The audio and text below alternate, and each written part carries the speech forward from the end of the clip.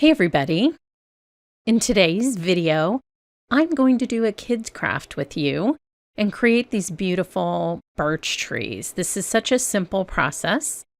You can use any pigment type reinkers that you have. Here I'm using Distress Oxides. You will need a clothespin and some cotton balls and some fun yarn. I have this fun eyelash yarn. I don't know how to knit or how to do anything like that. So when I use yarn, it's usually in a different way. So using the clothespin to hold the cotton ball, you'll just pick up reinker and apply it to your card base as close as you can get it to the yarn that you have wrapped around the card. Now, depending on what kind of yarn you use, your trees will have a very different look. I'm using 3 different colors of reinkers. These will be listed below. I find that these pigment-based reinkers like Hero Hues, Distress Oxides work better for this technique, but you could definitely do it with dye inks. You might just have to spend a little bit more time getting the color down onto the cardstock. I also find that layering colors like I'm doing here, and you can see that I underestimated the amount of ink that I would need. Layering the colors gives the background a much more interesting look. You can reuse the yarn once you've created one of these. Just be sure and let it dry. And know that if you're using a medium like Distress Oxides or a dye ink, that some of the ink that's on the yarn will transfer when reactivated with wet ink on a future project, which is a technique all by itself. So if you wanted to use slightly different colors, greens, etc., then a little bit of this blue would come off when you did that. Now, just for fun, I am going to take some of my favorite white acrylic ink and a little toothbrush and a little paintbrush. And I'm just going to add some splatters in the background. Since this is a very cool background, I wanted to make it look like aspens or birch trees with a little bit of snow falling. So that is always a technique that I enjoy doing, is splattering with anything. But in this case, I'm trying to make it look like snow. Now this is acrylic ink, so just be sure and clean it off your paintbrush when you're done, or put your paintbrush in just a little bit of water. So now I will unwrap it. I have the yarn taped on the back just so that the pieces of yarn on the front would stay in place.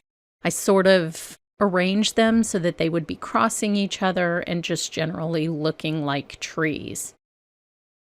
Now, when you unwrap it, you're going to see the magic of this technique, that it creates these irregular edges, and those then become part of the tree design, which we are going to embellish just a little bit.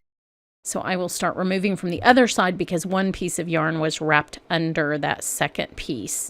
But you can see all that great variation and imperfection that you get with these trees, and we're going to embellish them with a pen and really take advantage of that, turning those little imperfections into little branches, etc.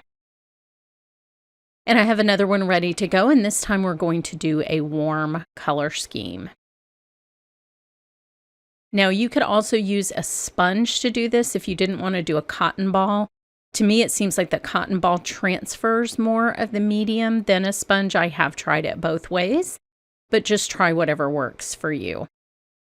So I will speed this up because I'm just repeating the same process with different colors. I love this fall color scheme with yellows and oranges and a reddish orange. Really looks like fall in upstate New York. As I said, this is a kids style craft. This is where I get some of my favorite craft techniques, is from art techniques that either I taught to the young kids that I used to teach or I learned as a child. And these are always the most fun because they're simple and they really don't take a lot of skill or dexterity. So that is always something very relaxing to do. There's no frustration in a kid's craft because it's designed for people with less skill than us. So this time I'm going to be doing magenta, pink, and orange. This will be a beautiful, beautiful fall background as well. But this time I have switched to acrylic paint.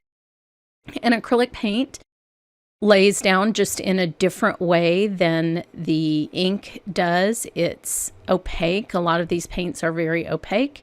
And so you'll get some fun layering on top of other colors with thinner or thicker layers of paint, whatever you decide to do. But this particular color scheme is very appealing to me. So that's what that one looks like. Fun contrast of warm and cool.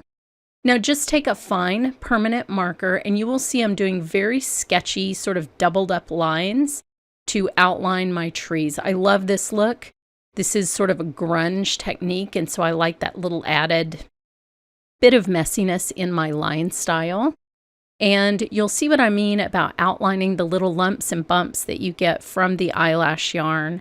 That is what makes these trees really super interesting, is the little craggy bits that get created with the edge of the yarn.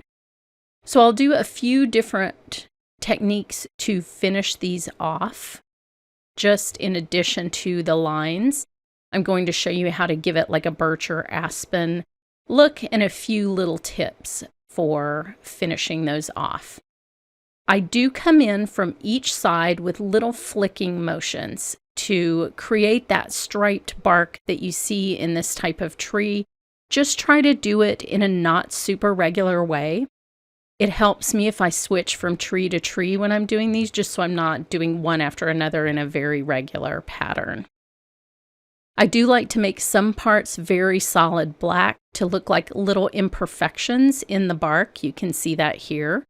And that is just a fun way to make it look a little bit more realistic. So be sure and add those little details here and there. And then finally, my favorite finishing tip for trees, this is one of the very first art techniques I learned in college, is stippling. So you can see where those trees are overlapped. I've done shading by just creating a bunch of little tiny dots in those areas where there might be a shadow. So you can see that up close here. It adds so much to the finished tree that actually when I was done with these, I decided I didn't even want to put a word die on them. I thought they were such pretty little note cards, just the way they were. They'd make a great sympathy or thinking of you card. So head over to my blog for more information, and thanks so much for watching.